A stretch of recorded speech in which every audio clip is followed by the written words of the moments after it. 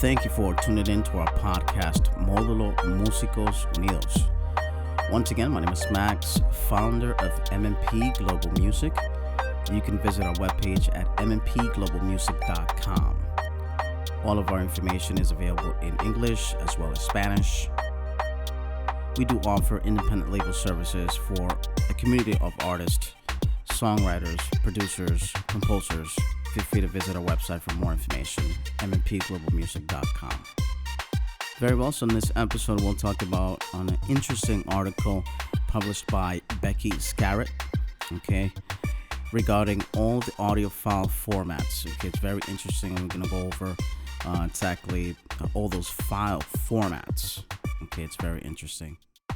Organizing your digital music collection, you might be struck by the number of different audio file formats in your library. Okay, so it's a list that leaves you wondering, all these bunch of songs that you have, and some accepted by different softwares, different computers, different devices have different file formats. And that's what we're going to break down here with this interesting article. Very well, so we'll start off with the first file format. It is AAC. It is Apple's alternative to MP3. It's described as lossy and compressed, but sounds better, and is usually used for iTunes downloads and Apple Music streaming. Okay, and as we all know, iTunes will no longer be available. Okay, this was published by Apple, and they are going to discontinue iTunes.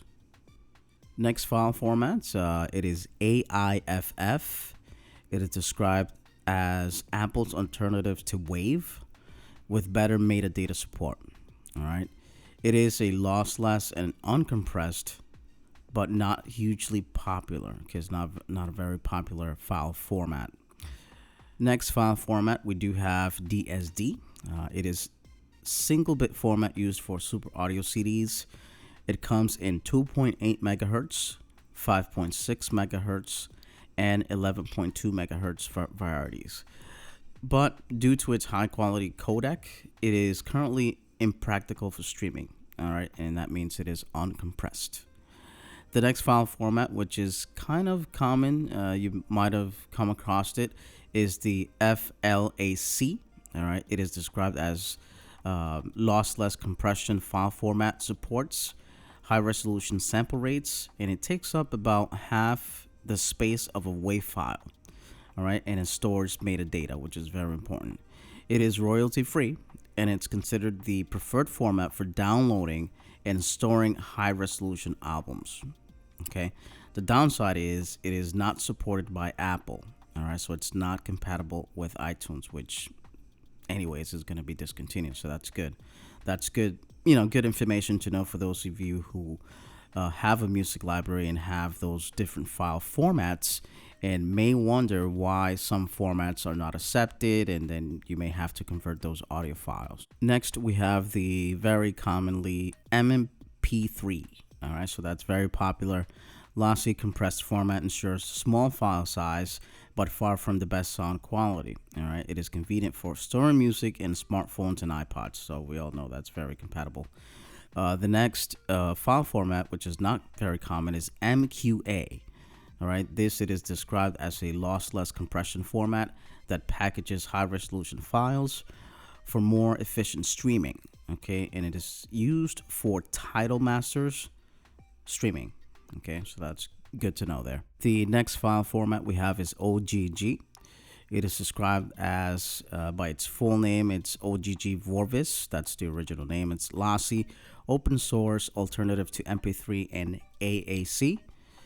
It is unrestricted by patents. Okay, the file format used in Spotify streaming. All right, this is what's called the OGG. The next file format, it is WAV. Okay, we all know this is also common. It's standard format in which all CDs are encoded.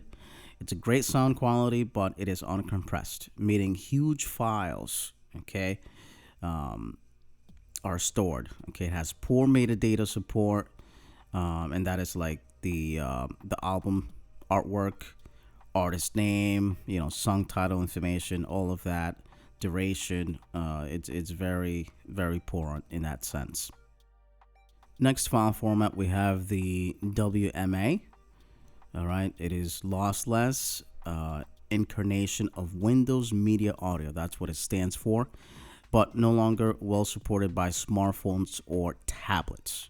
Okay, so if you do have some files, that means that they're not compatible due to that. Very well, so we're not going to get too technical about the different file formats and all the specs, but the question that's always lingers is which is the best audio file format for you.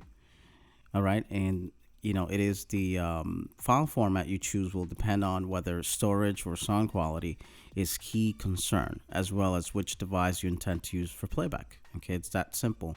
MP3s became hugely popular when storage was at a premium.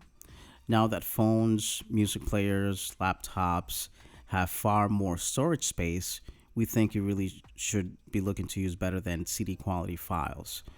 If you're archiving your audio files as a FLAC or other lossless file, might be a good shout for ripping your music or burn your music in that sense.